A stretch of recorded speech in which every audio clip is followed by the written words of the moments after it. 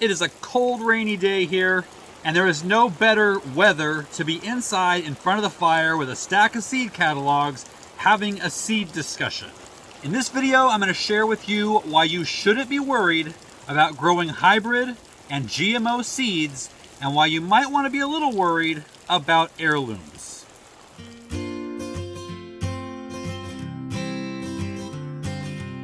Hey, I'm Brian, and welcome back to the 2023 season of Next Level Gardening. If you're looking to join an online garden community to help take your garden to the next level, you're in the right place. Get started now by clicking subscribe and hit the bell so you never miss anything.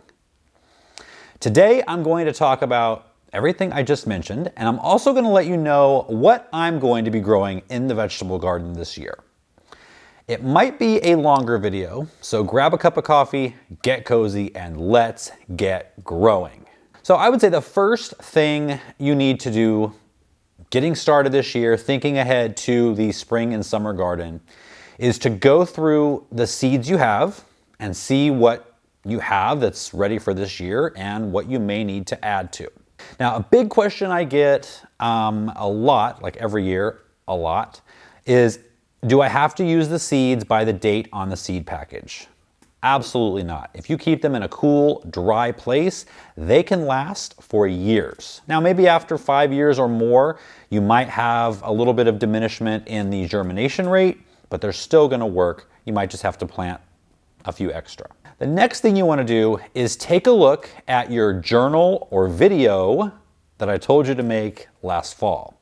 Let me know down in the comments if you did that. Now, I went back and watched mine this morning, and there's some things I picked up. Now, some I remembered, some I didn't. So I remembered I only want to do one bed of okra this year. I did way too much last year. Still have a bunch of it in the freezer and freeze-dried in the pantry. Less than half as many zucchini as I grew last year because we had zucchini like crazy. And we still have that freeze-dried. So I only want to do 4 zucchini plants this year.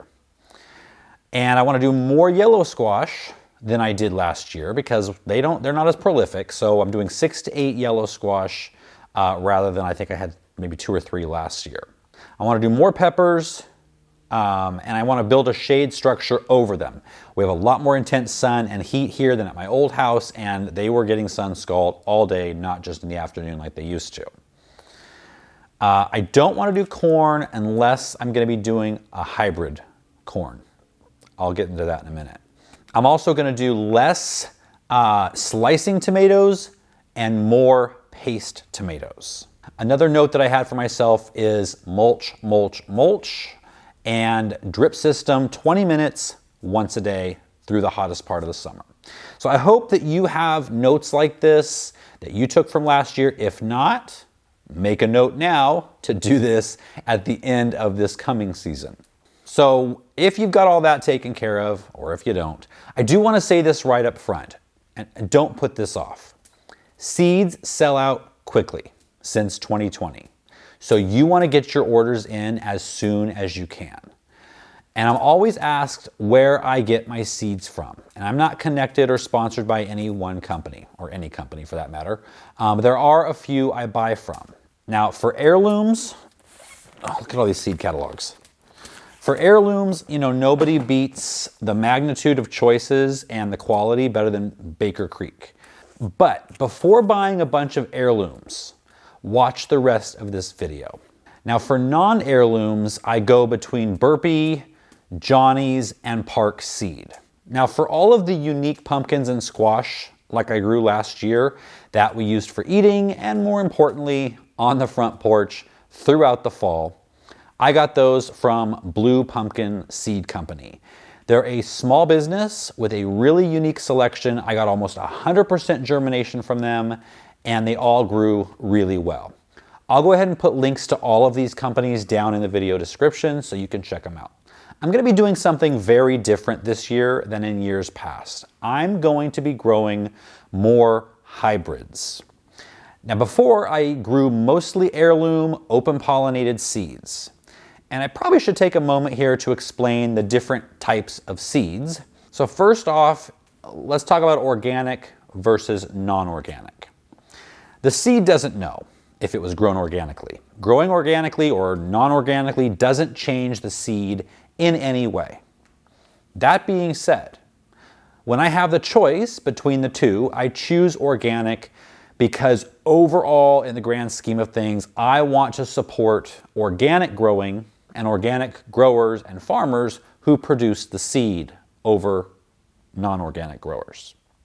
But it has no bearing on the outcome of your crop.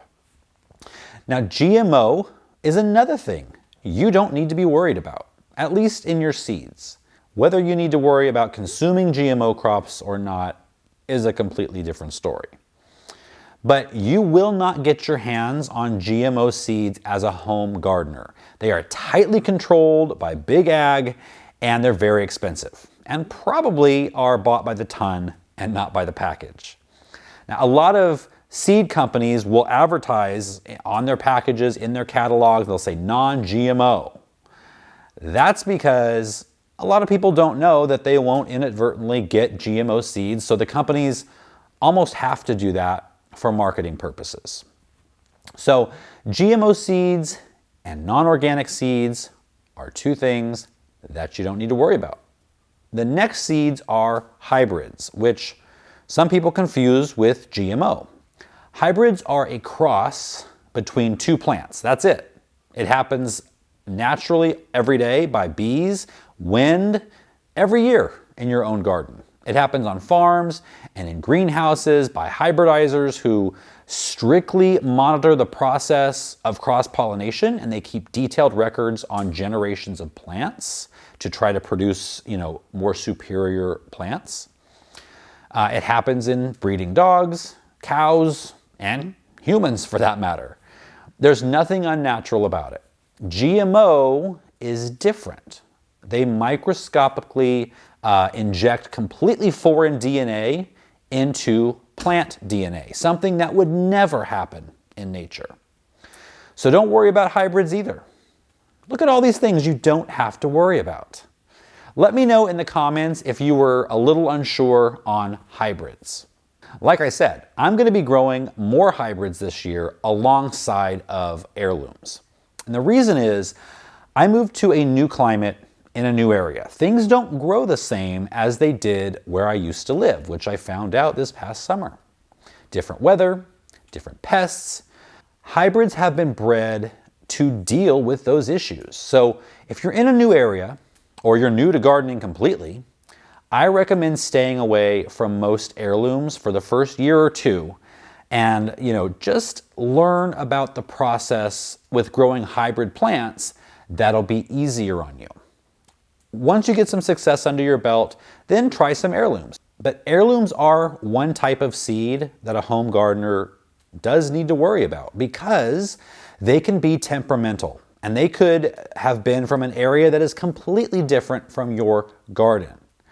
One of the first tomatoes I tried to grow was Brandywine, an heirloom. An heirloom just means it's been around a long time, typically more than 50, 70 years.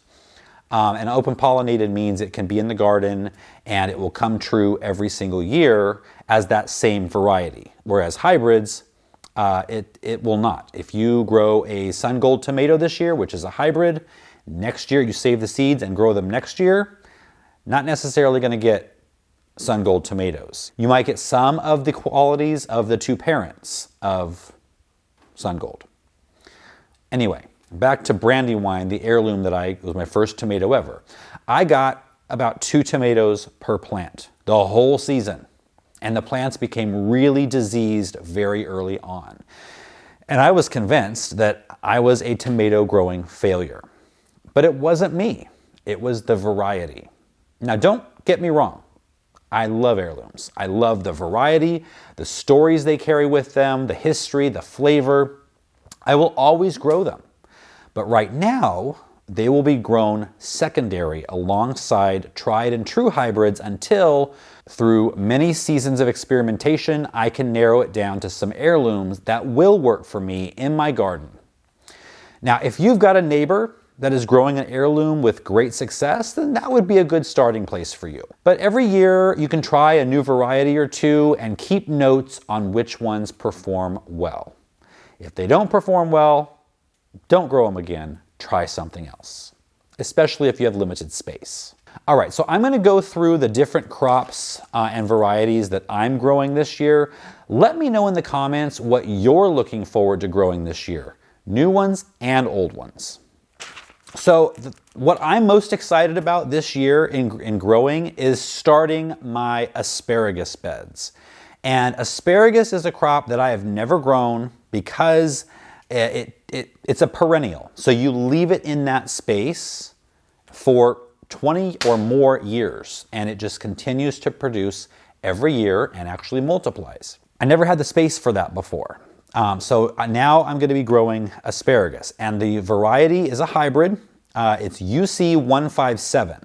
And if you live in an area that does not have freezing winters like I do, then you need, this variety was developed for that type of area. There's other varieties, Google your area and what asparagus can be grown successfully. But UC 157 are the crowns that I'm buying. Now, I'm buying crowns, not seeds. These are one-year plants, one-year-old plants, so they speed up the process because you aren't going to be really harvesting regularly asparagus for the first 2 to 3 years. So this takes 1 year off of that waiting time.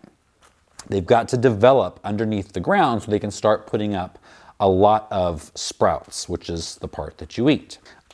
In the same beds, because it's another perennial, I'm going to be growing strawberries. So the asparagus will be at the back of the beds, strawberries will be at the front of the beds because asparagus get really tall.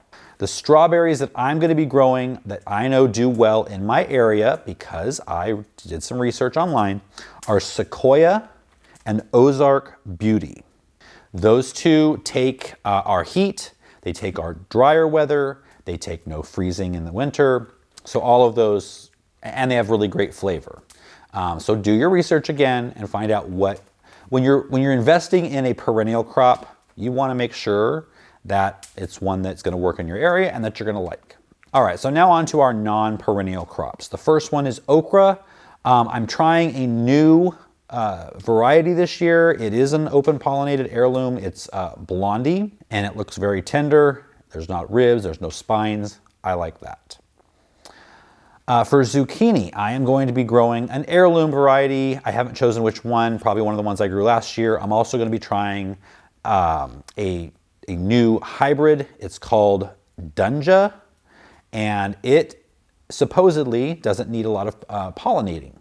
So if you are short on bees, like we used to be at our last house, this might be one that you want to try. And then for yellow squash, I'm going to be growing an F1 hybrid because yellow squash, for me, they just are not prolific. This hybrid called Golden Glory is supposed to be very prolific, very flavorful, very tender. Now, cucumbers, this last year I grew Be It Alpha, and I found it to have larger seeds and a lot of seeds. And I got comments both ways on one of the videos I mentioned that in, saying that you had that experience or you had the opposite experience. So again, I may try some of those this year, in addition to 2 new varieties. One is a pickling cucumber called Straight 8, and one is a slicing cucumber called Garden Sweet. And then some other varieties I'm going to be growing spaghetti squash again. That did very well for me this past year. Butternut squash. I'm trying a hybrid called Butterscotch PMR. And then I'm also growing honey nut squash again, which if you can find it, it's really, really great for roasting. Almost has the sweetness of like a sweet potato. So it's really delicious. Peppers. I'm going to be growing a couple of hybrid peppers because the heirlooms that I grew successfully at my old house didn't perform so well here this last year. So I'm going to be doing Red Knight, which is an F1 hybrid, and Cupid, which is an F1 hybrid. Red Knight is red, and I think Cupid is, I honestly don't remember. Other peppers I want to grow are Shishito, which I've grown a ton of in the past. Very good for searing in a skillet and just eating. Binquito peppers, I think that's how you pronounce them. They're tiny little teardrop shaped peppers. I'm getting red and yellow, and they're really great pickled. So if I get a good harvest this year, probably on the Homestead channel, I'll show you how to pickle them, and they are amazing, sweet peppers for salads. If you don't follow us over at Next Level Homestead, we've been having a lot of fun over there the last couple of weeks. So I'll put a link down below. Join us. So back to corn. I brought it up earlier. I haven't grown successful corn probably ever. I always use heirloom, and that might be the problem. I remember when I was a kid, my dad grew corn in our backyard in just a small space, and those were the biggest, sweetest, most perfect corn cobs I had ever eaten. And I've never matched that. I've never even come close. And so I'm pretty sure my dad did not buy heirloom. He probably bought whatever was at, whatever store he bought it at. So I'm trying 2 varieties this year, Serendipity Triple Sweet and Natural Sweet. So I really hope these work, because there is nothing like a fresh corn cob with butter and salt and fresh off like you pull it off of the plant and immediately put it in boiling water. It does not take long to cook. The sugars are there. I hope these turn out. Beans, I'm gonna grow 2 different pole beans this year. Again, the beans did not do well last year. I hardly got any. I got a few bush beans. I chalked it up to, I planted them too late and the heat of the summer took them out. So I wanted to try some hybrids to see if they could withstand the heat a little bit better. So I'm trying Seychelles, and that's a green snap bean, and Carminat, which is a red or purple snap bean. Eggplant, I'm trying Asian Delight. I've heard good things about it. It's very prolific, so you don't need that many plants, and they are tender. They don't have a lot of seeds in them. That's exactly what I'm looking for in an eggplant. It's a longer, thinner, kind of Asian type of eggplant. Now on to tomatoes, and this is where I'm really changing things up this year. My tomatoes last year, they were planted late with everything else because of all the issues I had getting the vegetable garden started. They're still out there producing slowly. The thing is, I found that I don't need that many slicing tomatoes. We had a ton of Kellogg's breakfast tomatoes, which is my favorite, which I'm still gonna grow. I probably will never not grow that, but we didn't have hardly any to can and save for sauces and things. So number one, I'm gonna grow probably 80% canning tomatoes, paste tomatoes, and 20% fresh eating, slicing type tomatoes. So for the fresh slicing tomato, I've got Kellogg's Breakfast, which I will always grow. I'm also trying Burpee's. Well, I'm not trying it. I've grown it before, and it was actually quite prolific. Burpee's Super Steak Hybrid. So each one of those fruits can weigh up to 2 pounds, deep red. And then I have had mixed results. I really prefer, because we have such a long growing season, I prefer to grow indeterminate paste tomatoes. And so Roma is determinate. So it produces all of its fruit and then it's done. And so that limits the amount of fruit that I can get. So I tried San Marzano with very mixed results. I got a lot of blossom end rot, even though they had decent watering and plenty of calcium. And so since I didn't get hardly any sauce tomatoes this past year, I want to make sure I do it right this year. And so I'm going to be growing Super Sauce Hybrid. It says gallons of luscious seedless sauce from a single plant harvest. Fruits weigh in at 2 pounds and they are indeterminate. So I can grow them from pretty much April all the way through until April. I mean, they're out there. It's January right now, and all of my indeterminates are out there as green as can possibly be. We haven't had any frost damage at all, so we have a long season, and indeterminate helped me take advantage of that. And then cherry tomatoes, I'm just going to grow one, just one, and that is Sun Gold. Sun Gold is the sweetest. I take that back. Well, I'm going to grow a cherry, which is Sun Gold, but that's the sweetest tomato I've ever tried. And then I'm also going to be growing a grape tomato. So I'll have red and yellow little tomatoes for salads or for just eating, mainly in the garden. All right, was that it?